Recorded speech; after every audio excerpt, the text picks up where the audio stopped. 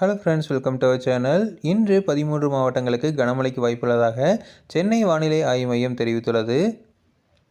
மேற்கு திசை காற்றின் வேக மாறுபாடு காரணமாக இன்று கோயம்புத்தூர், நீலகிரி மாவட்டத்தின் மலைப்பகுதிகள், நீலகிரி, ஈரோடு, தேனி, திண்டுக்கல், திருச்சி, சேலம், தருமபுரி, கிருஷ்ணகிரி, திருப்பத்தூர் மற்றும் கள்ளக்குறிச்சி மாவட்டங்களில் ஓரிரு இடங்களில் கனமழை பெய்ய வாய்ப்புள்ளதாக சென்னை வானிலை ஆய்வு மையம் தெரிவித்துள்ளது.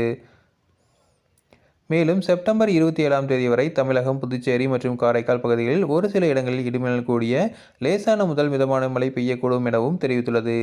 சென்னையை பொறுத்தவரை அடுத்த 48 மணி நேரத்திற்கு வானம் ஓரளவு மேகமூட்டத்துடன் காணப்படும்.